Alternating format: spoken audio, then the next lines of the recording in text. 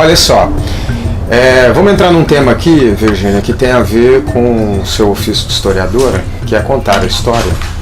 Mas eu estou falando tudo isso para te perguntar a sua opinião. Tem muitas explicações sobre isso, já vi muita coisa sobre 2013. 2013 nós tivemos uma explosão de lutas sociais no país, que teve envolvimento de redes sociais, que nós acabamos de falar, e que levou milhões de pessoas para as ruas. E a gente via que tinha uma contradição naquela massa. Tinha, ao mesmo tempo que você tinha bandeiras e palavras de ordem que dialogava com um programa progressista de esquerda, que pedia saúde, educação, que começou por conta de uma luta contra o aumento da passagem em São Paulo, ou seja, uma luta do movimento estudantil, da juventude, na verdade, não era só movimento estudantil, e que depois foi meio que disputada. A gente teve um episódio no Rio de Janeiro, em São Paulo, onde organizações de esquerda foram agredidas fisicamente no meio de grandes passeatas, uma expressão assim: vocês não vão dirigir isso aqui, né? Saiam daqui, né? Por organizações que você sabe de lá de onde veio, né? Hoje nós estamos começando a perceber de onde veio, mas naquela época a gente meio que não entendeu nada. Mas 2013 foi progressivo, foi desigual e combinado, foi regressivo. Por exemplo, tem uma ala do PT que diz o seguinte: aquilo ali já era a extrema-direita atuando. Tem uma turma que diz: não, aquilo foi progressivo e o impulso daquilo existe até hoje. E tem outras explicações disso. Foi progressivo e depois retrocedeu. Nós perdemos a Batalha da Juja. O que você acha que foi 2013? Bom, ou não foi não nada era disso? De direita, eu tenho absoluta certeza, e essa leitura de dizer que 2013 era de direita e emergência da direita é simplesmente um álibi para as próprias dificuldades. 2013 é a expressão da luta de uma juventude majoritariamente urbana, mas não só, porque pegou inclusive cidades médias e cidades pequenas no país inteiro, exigindo direitos iguais aos que tem de colocar no contexto. O que estava em jogo ali? Copa do Mundo e Jogos Olímpicos, que foi uma fortuna, que aliás sobre a qual não se fala, praticamente não se fala, porque a Lava Jato é muito direcionada para... A direção da Lava Jato foi capturar o Lula e impedir o Lula no processo eleitoral. Mas 2013 é a expressão de uma luta por direitos iguais. Eu não tenho nem sombra de dúvida disso. E também não tenho sombra de dúvida de que a parcela da extrema-direita que entra ali entra experimentalmente e cresce a partir dali.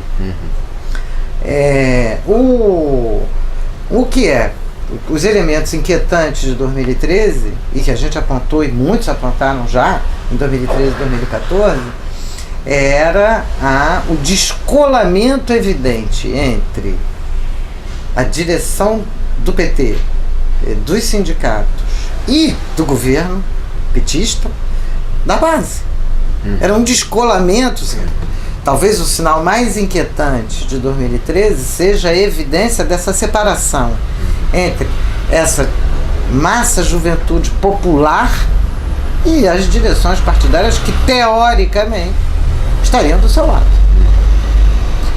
A tal ponto que as convocações para manifestações sindicais foram muito fracas naquele período, e que o que se evidenciou foi a cisão. E tudo que tinha de movimento não passava pelos sindicatos, naquele momento não. Praticamente não passava pelos sindicatos, não passava, não tinha eco nos sindicatos oficiais. Alguns sindicatos sim, mas a maioria dos grandes sindicatos oficiais não. E não tinha eco no PT. O próprio PT não tinha eco em outros partidos menores, mas aquela massa já expressava uma profunda descrença nos partidos, que não é, e a descrença nos partidos era em boa medida uma descrença no PT. Isso é uma coisa muito inquietante, porque significa que aqueles que seriam nomeadamente o alvo da política do PT não se reconheciam naquela política. Isso é algo de grave, e tem a ver com as políticas encaminhadas pelo PT, que eram políticas, aquilo que a gente brincou, de 50 a 200, 50 bilhões a 200 bilhões, mas significa que essas políticas vieram como gotejamento e doação e não como organização e enfrentamento. E na primeira luta, porque era os bilhões que foram para os Jogos Olímpicos e para a Copa, foram um escândalo. Foram realmente um escândalo. Aquela cisão, na cisão entre o PT e sua base, que uma parcela da direita pode tentar avançar. Isso não garante que ela vá avançar, mas ela vai tentar avançar ali. E 2013 expressa isso, a meu juízo. Principalmente esse afastamento entre as estruturas organizativas tradicionais nas quais se constituía o PT e a emergência de uma massa, nesse caso jovem, mas não só jovem, uma massa de população que nem mais tinha vínculo com essas entidades. E que essas entidades simplesmente se despreocuparam de construir os vínculos. E deixou um flanco amplamente aberto. Né? Exatamente. Então, tem luta. É progressiva a luta. Não tem dúvida disso. E não tem dúvida que vai voltar e vai ter mais. Mas também não tenho dúvida de que essa ruptura com o PT foi a parte mais inquietante e a impossibilidade, tanto do PT quanto, tristemente, da CUT, de se recolocar dentro da classe trabalhadora real e não dentro de uma classe trabalhadora idealizada ou que tinha existido há 30 anos atrás. A extrema-direita se aproveita, vem com recurso, inclusive dos Estados Unidos, mas vem com apoio aqui dentro. Uma parte dos Estudantes pela Liberdade que vai atuar aí vem com dinheiro da fundação dos irmãos Koch, do Instituto Atlas dos Estados Unidos, mas tem conexões com grupos do Rio Grande do Sul, como o grupo capitaneado pelo Jorge Gerdau e Johann Peter, que está em tudo quanto é entidade, estava no governo da Dilma, o Jorge Gerdau, mas nutria um instituto de estudos empresariais voltados para formar liderança política de herdeiros de empresas e tinha um negócio chamado Fórum da Liberdade, que era uma cisão com o Instituto Liberal, no Rio Grande do Sul, fórum no qual ele apresentou o MBL, o EPL e o Instituto Milênio, que vão ser grupos que vão reunir direitas mais duras e fazer uma disputa ideológica violentíssima. Que o MBL é hoje uma das organizações de hoje que tem mais seguidores no Facebook, 3 milhões de seguidores. Pois é, então você tem aí uma conexão tanto internacional com os Estados Unidos, que eles foram formados lá, quanto internamente com um setor claramente perceptível da mega burguesia, e esse setor não vai ter problema de se aproximar dessa burguesia média e grande proto-fascista. Sim. Então é luta. Eles não têm como direcionar tudo, mas eles têm muito recurso. E eles mandaram, eles contrataram. Tinha gente ali, evidentemente, contratada para bater. Uns caras bombados, que foram com punho, aquele negócio punho inglês, com soco inglês, e com um pedaço de pau para bater.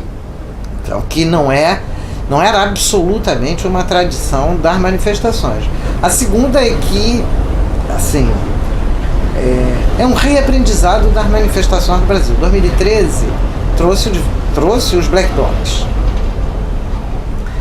A história dos Black Blocs é sempre uma história confusa, porque vai desde a existência real de provocadores até a irritação legítima de setores populares contra símbolos e não contra pessoas, porque nenhum Black Bloc saiu atacando pessoas, enquanto a polícia, essa sim foi de uma violência brutal, e não dá para esquecer que a polícia perseguiu, no caso do Rio de Janeiro, a polícia perseguiu jovens estudantes de 13, 14, 15 anos, bairro adentro, até Santa Teresa, até a Lapa, até a Glória, perseguir foi jogando bomba dentro dos prédios.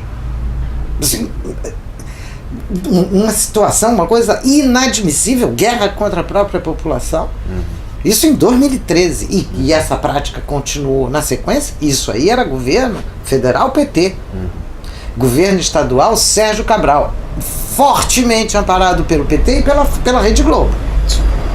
Que, aliás, silêncio depois. O Cabral está preso e silêncio das conexões do grande empresariado do Rio de Janeiro com o Sérgio Cabral.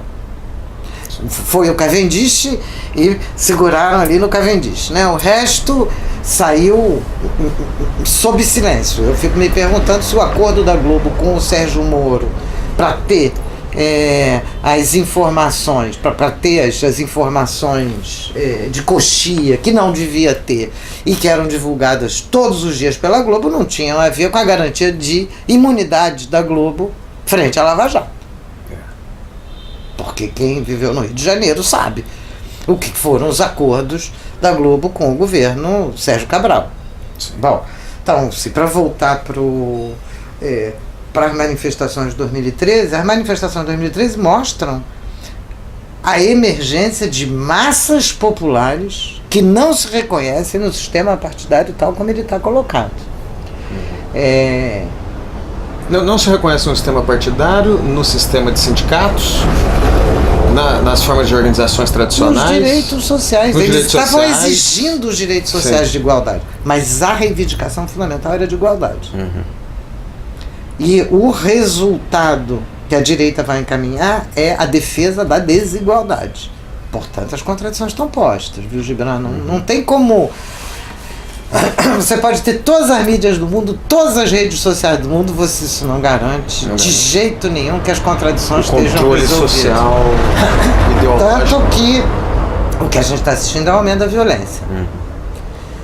E inclusive através das mídias sociais. Assim, é violência o que está em jogo. É coerção o que está em jogo. Na medida que você não consegue controlar na disputa ideológica tudo, uma parte vai ter que ser na violência. Sempre foi, né? Mas agora é uma parte cada vez maior. Cada vez maior. O Brasil é um dos países que mais encarcera, e encarcera, que mais mata. A situação está nesse pé. Eu não tenho dúvida que a gente vai assistir muito enfrentamento. Então a questão dos black blocs traz de novo um debate que é um debate fundamental, que é um debate que foi colocado agora de novo pelos coletes amarelos na França, que é a violência legítima da defesa da vida.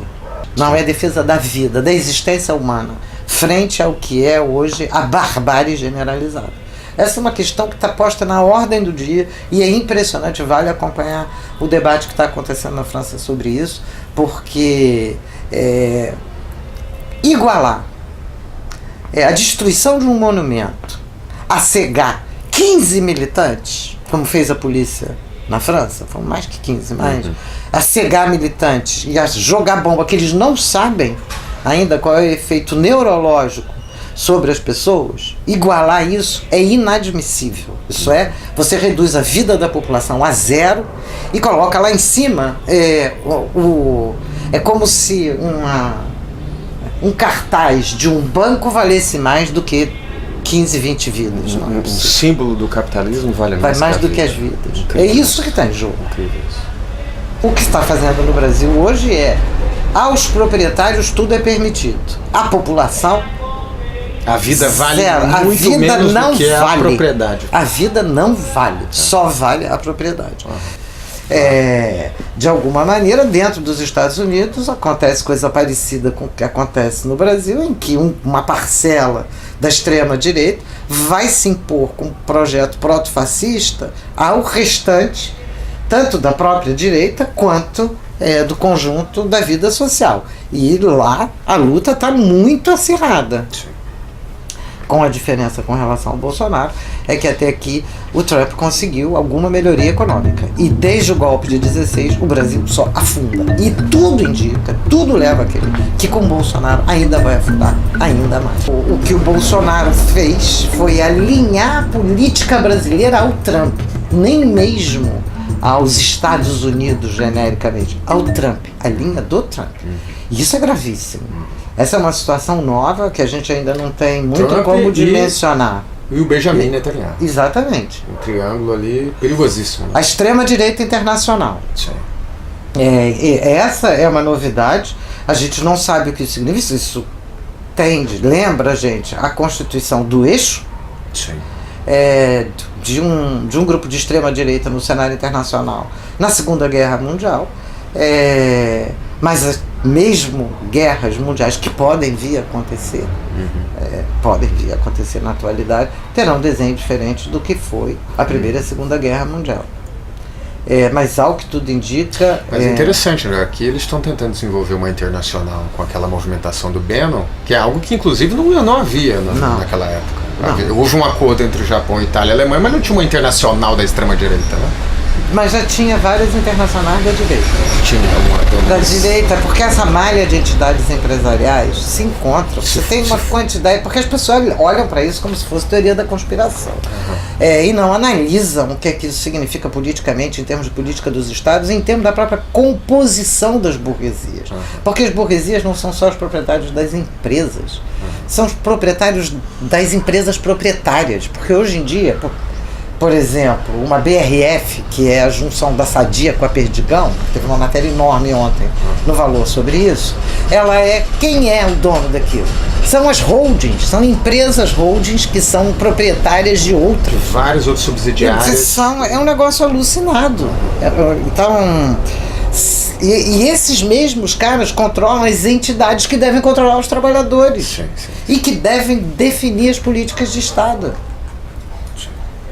E não só através das empresas, através também dessas entidades. Então a composição das classes dominantes é uma composição hoje que se modificou. E elas estão em luta interna, no caso brasileiro, mas onde a maior parte das entidades burguesas, tanto diretamente os líderes empresariais, quanto as suas entidades empresariais corporativas, quanto as suas entidades sem fins lucrativos, estão esperando para que o Bolsonaro passe o recibo, entregue a reforma da Previdência, dê esse dinheiro dos setores populares para o capital.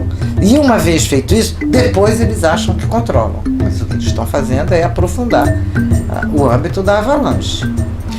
Então, em relação à economia, parece que eles têm mais unidade do que o tema dos costumes, o tema da moral, esse tema aí parece que não tem muita unidade na burguesia, né? na própria direita. Não, na burguesia. Na economia vamos tentar pensar aqui, burguesia tem várias frações e vários setores, ela não é homogênea. Eu estou dividindo a burguesia entre uma pequena, uma média grande e uma mega, certo? A burguesia tende a ser pragmática. O que interessa a ela é lucro, é taxa de lucro. Então, se a taxa de lucro vai bem, como as taxas de lucro vão mal para grande parte dessa burguesia, elas se unificam na pauta contra trabalhadores. Elas estão unificadas na pauta contra trabalhadores desde 2016. Isso aí é nítido. É uma pauta anti-trabalhadores. É um funil burguês aí. Agora, as pautas morais, não são idênticas. Uma parcela dessa burguesia é multinacional. Ela não pode. Se ela faz coisas extremamente racistas aqui, como é que ela vai operar em Moçambique e Angola depois? Como que ela vai atuar nos Estados Unidos? Eles meio que sofisticaram a sua atuação respeitando as diferenças para poder ter taxa de lucro. É lógico, mas isso não significa que não tenha burguesia que não seja extremamente fascista em pautas de comportamento. Por que essas pautas de comportamento aparecem agora? Porque aparecem a eles como uma forma de controle. E não como uma pauta moral, é pauta de controle. É realmente uma pauta de controle. Agora, eles são diferentes entre eles. Às vezes, até aqui, eles estão tolerando a exacerbação dessa intolerância social. Porque, de alguma maneira, essa pauta conservadora está colada com a garantia de extirpar direitos dos trabalhadores.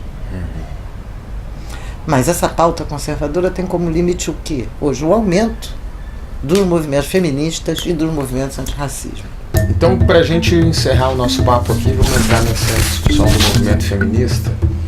Na verdade, eu quero te perguntar o seguinte. Para uma historiadora que tem a sua trajetória, mulher, que está identificada nesse campo do embate anticapitalista. Nós tivemos no século XX uma luta importante, com vitórias importantes do movimento feminista, inclusive classista, né? Várias conquistas importantes. E agora nós estamos tendo uma outra onda feminista que se choca contra esse conservadorismo que também tem ganhado força. E isso tem sido uma batalha nas ruas, assim, não só nas ruas, né? Em qualquer espaço, na família, na escola, nas redes sociais, no local de trabalho e também onde aí explode de vez nas ruas, né? Nós vimos isso com o movimento do Ele Não, que foi a coisa mais forte que teve nas eleições de enfrentamento contra tudo de conservador, de ultraconservador e de extrema direita que o Bolsonaro representava, que ganhou inclusive apoio de parcelas da classe, mas também de setores da própria burguesia que dialoga com esse movimento, que não é classista, mas que também não tolera, que quer ter o espaço da mulher dentro do próprio capitalismo, né? Então não tolera o machismo. Mas esse embate ele vai se desenvolver no século XXI. E aí, como eu tinha elaborado as perguntas, foi para você, dá um frio na barriga de saber, por exemplo, como a gente sabe, nós que somos historiadores, que a história não é linear, que ela pode avançar, como ela pode retroceder, do que pode ser o século XXI para essa luta, que é um enfrentamento decisivo, né? O que você acha? O que você pensa? Olha só, eu acho que a gente está retrocedendo, a gente está no século, no XXI, em relação ao século, numa década do século XXI, onde os retrocessos são palpáveis, e onde politicamente se pretende conter a luta das mulheres. Eu nem chamaria da luta feminista, é luta das mulheres, assim, bem amplo, porque são lutas muito difusas, muito dispersas, de muitos tipos, etc. E essa contenção que vem em nome da família, em parte conforta setores das mulheres que precisam de amparo, amparo nas famílias. Agora, eu não tenho dúvida de que esse retrocesso que a gente está assistindo, e está assistindo no Brasil de maneira, uma Damares no Ministério, a reconfiguração desses ministérios, etc. Eu não tenho sombra de dúvida de que esse retrocesso é datado, tem limite. E tem limite de novo, não é o limite da ideologia, nem o limite, é o limite da vida concreta. Quase 50%, eu acho que até mais do que 50% das famílias no Brasil são pilotadas por mulheres, e por mulheres em terceira geração de mulheres. Quanto tempo é suportável a suposição de que essas mulheres sozinhas vão encontrar nos pastores o marido que elas não têm? Não é suportável. Tem um limite isso. E tem um limite que está dado pela própria condição concreta. Essas mulheres trabalham, essas mulheres não têm jornada de trabalho, essas mulheres não têm limite para jornada de trabalho, elas têm 3, 4 jornadas, elas cuidam dos filhos, elas cuidam da casa, elas cuidam dos velhos, elas ganham dinheiro, elas se organizam. Imagina, são mulheres de uma capacidade absolutamente extraordinária. O século XXI vai ser o século do enfrentamento, a meu juízo, de massas trabalhadoras sexuadas e coloridas. São massas trabalhadoras massivamente constituídas por mulheres, que são as mais exploradas, e por cores de pele diferentes. No caso brasileiro, por negros. O que é um pouco diferente da Europa, o que é um pouco diferente de outros países, que não é exatamente a negritude que caracteriza. Lá, em parte, o racismo está calcado hoje na questão religiosa, que é anti-muçulmano. Mas eu não tenho sombra de dúvida de que isso aí é um caldeirão e que está prestes a explodir. E que essa avalanche conservadora está tentando botar uma tampa nessa panela de pressão. Mas essa panela de pressão uma hora vai explode. Não tem como não acontecer. Aonde a dificuldade talvez maior por enquanto é o fato de que está se procurando introduzir uma cunha entre Oriente e Ocidente. E, portanto, a separar um Ocidente, Estados Unidos, um modelo Estados Unidos-Europa, de um modelo Índia-China, de um modelo asiático, de um mundo asiático. Essa cunha é uma cunha problemática, porque o processo de socialização da produção envolve já esses continentes, mistura esses continentes, e em segundo lugar, a China tem um papel crescente no cenário internacional. Então essas tensões, mas apesar dessa cunha que está se tentando fazer para reinventar uma família ocidental católica, que é o que o Olavo de Carvalho tenta promover, uma família ocidental católica, da qual nem ele obedece, porque já teve 3 casamentos, não sei quantos filhos, nenhum deles. Aliás, a hipocrisia é um pilar desse povo, pois né? É incrível. Alguma coisa sem nenhum... Eles não fazem quase nada do que eles pregam, né? Exatamente, sem pé nem cabeça. Isso, a única possibilidade para isso é violência. E é violência mesmo. E a gente já está assistindo essa violência, violência contra professoras, violência contra jovens, ameaça de morte, ameaça com dados. Agora o Bolsonaro acabou de colocar o chefia de guarda-costas dele como direção da ABIN. Então isso significa a preparação da invasão da privacidade principalmente de mulheres e jovens negros. E a gente sabe disso. Isso não vai ficar assim. As lutas vão crescer. As lutas vão crescer. Como eles estão tampando os caminhos tradicionais de luta, o que vai acontecer vai ser a emergência de novos caminhos de luta, e a gente tem que estar preparado para estar junto com essa luta. Sim. Não para pilotar essas lutas, eu diria hoje, mas para mostrar, para dizer para essa luta que elas podem se conectar, que elas já estão conectadas. Que quem está dizendo que elas não estão conectadas e não tem conexão é quem tem interesse que elas não se conectem, que são os grandes proprietários. Mas essas lutas vão explodir. Como vai ser, a gente ainda o resultado não é difícil tem, prever. Né? Virgínia, eu queria agradecer. Eu que te agradeço, Gibran. Eu acho que foi um bate-papo numa manhã. Isso apesar da chikungunya. Sexta-feira você foi uma guerreira, né? Porque com chikungunya e tudo, nós escutamos aqui quase 2 horas aqui de bate-papo. Vai ser difícil editar, mas vou editar com muito prazer. Vai demorar um pouquinho, mas vai ficar legal.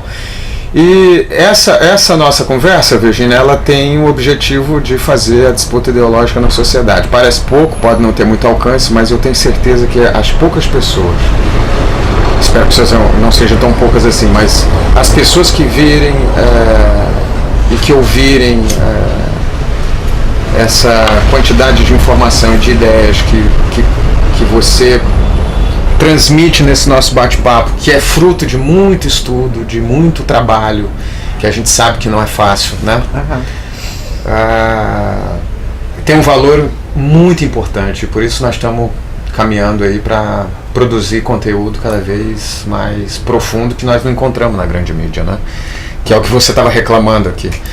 E a ideia é essa, mesmo com que seja um pouco mais precário, que não tenha o padrão Globo de qualidade. Hoje você vê que as lives do Bolsonaro fazem de propósito para não ter. Exatamente. Hoje esse modelo precário está em moda, então isso até nos ajuda, né? Então, mas muito obrigado, Virgínia. Obrigada a você, Gibran, pela paciência, porque essa chikungunya atrapalhou bastante, né? Isso. Deixa eu desligar aqui, porque aí a gente pode falar qualquer coisa também. Chega.